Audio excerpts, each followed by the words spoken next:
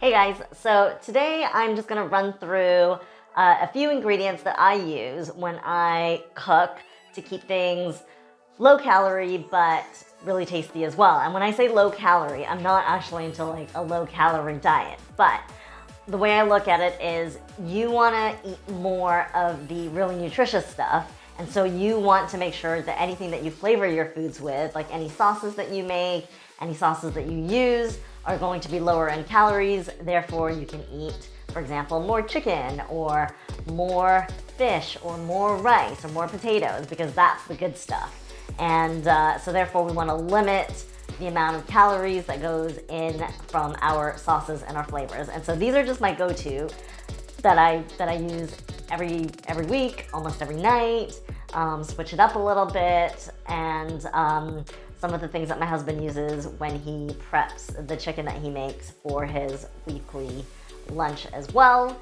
And most of you know I actually don't enjoy cooking. I am not that person who likes to cook. I am very lazy when it comes to cooking. So this stuff is really fast and yeah, works really well. So this is my go-to. All right, so let's start with lunch, right? So my husband always preps his lunch chicken, and this is something I used to do, although I don't do the whole chicken prep for myself anymore. I'm just sort of, every day is something a little bit different. So I just want to show you. So I don't know if you guys have heard of the Shan spices, right? So I think they're like Pakistani or Indian. I'm not sure, but they've got all these amazing spices for all kinds of meats and vegetables, right? So over here you've got the tandoori masala, and my husband sometimes uses the chicken tikka. There's all kinds of biryani flavors and curries and vegetable curries. You can really like mix and match whatever it is you want. But they're Shan, and you can get them in a lot of the local Indian grocery stores or corner stores. They usually carry these. And what we usually do is we will take about like maybe 2-3 tablespoons of this and mix it with about 2 tablespoons of yogurt, or you can just, if you don't want to add the yogurt, you can literally just sprinkle the spices, the flavorings onto your chicken or meat of choice, tofu, vegetables, whatever it is. And it's really, really tasty and very low calorie. So I always talk about flavoring with dry spices. This is the kind of thing I'm talking about. And again, if you want to add just a little bit more sort of make it feel a little bit more saucy if you're that kind of person, you want it to be less dry, then you can add a couple tablespoons of yogurt, and that kind of sauce you can mix in with your 500 grams or a kilo of chicken that you're prepping for the week, and it keeps things really low in calories. So next up, this is really simple as well, and it's so tasty. I usually use this if I'm making tofu or a chicken stir fry. And so this is a really simple Asian everyday kind of mixture. I don't want to call it a recipe because it's not really a recipe. It's just like, something really quick and thrown together. So let's put that away. Ginger. Ginger is an ingredient that is used in a lot of Asian cooking, and it really, really just, you add your ginger, it makes your food feel like you've actually put some effort into it, all right? So what I usually do is like about, if I'm cooking for me and my husband for, a portion of dinner, usually, like I said, chicken or tofu, and you can also usually use it with your vegetables, but about sort of like 1.5 inches or 2 sort of square of, like that much of ginger. I'll just chop it up, and then a clove or 2 of garlic. So one of those, I guess that's what you call a clove, the little ones. And if you like things spicy, little bird's eye chili, and I will put it in this little like sort of grinder, sort of chopper thing, so that it gets chopped up into teeny tiny pieces. And so if you don't have one of those, just chop it up into teeny tiny pieces, right? And then you're just gonna throw it in with your meat or tofu your protein of choice. And then I'll probably use about 2 tablespoons of soy sauce. I usually use a gluten-free version, and like maybe a teaspoon of oyster sauce, or you can do without if you are vegan, and just like a little dash of sesame oil. And it's amazing. It's just, you mix it all together with your your protein of choice, and it really tastes amazing. And after that, you can throw in some coriander if you want. Really simple, really effortless.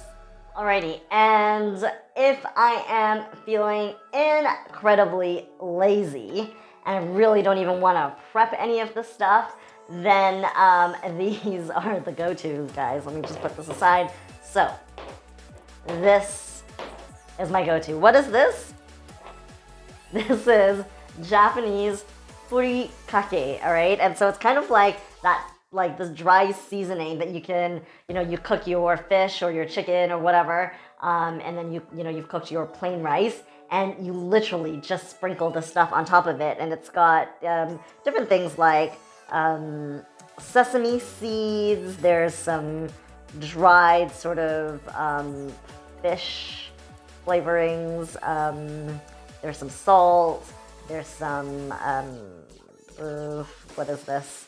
There's all kinds of stuff. Soybeans, little pieces of seaweed in it. Yeah, this one says dried fish shavings. I know it sounds really weird, but it's so good, and I really highly recommend it. Literally, just like, put your fish in the oven, and then when it comes out, or, and then put your vegetables, shallow stir fry, and literally just sprinkle this all over it. It's so good and so effortless and so brainless, and very low in calories. So, and then the other thing is, if you think that this Japanese stuff is a little bit too weird for you, you're not quite ready to be experimental, then something like a garlic sea salt mix. Some of these you can find mixed with parsley, mixed with onions, roasted onions, and just put it in one of these these salt grinders, and it's already pre-mixed and it's flavored, and it's super easy and brainless. So sometimes we also use this. Literally just put the fish on the pan, sprinkle all of this, and put our vegetables in a pan, sprinkle this, and that's it really, just flavor our food that way. And also, actually, the other thing is, if you want to flavor your rice, if you're eating some, like brown rice, white rice, whatever, it's better actually with like sticky Japanese rice. But you can also add Japanese rice vinegar, and that's what gives you that flavor, in the rice when you're eating sushi or a poke bowl. So yeah, there you go. This is my weekly go-to. As you can see, it's really effortless. It's really simple. I am not the kind of person who likes to make anything fancy, but I do obviously want things to be tasty, just like everyone else. And yeah, so give it a go, guys. I will write it up in the comment section below, so you guys know exactly what some of this stuff is.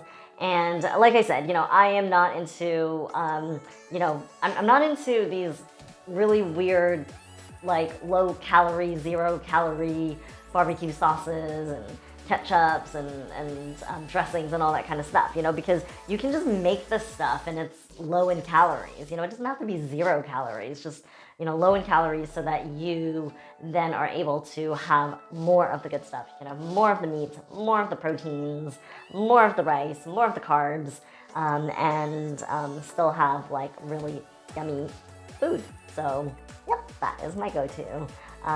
Leave me a comment if you decide you're going to try any of these, or if you have any questions about some of the stuff that's unfamiliar to you, and I can let you know, where I got them. So, yep. Hope that is useful, and yeah, ask me any questions you have.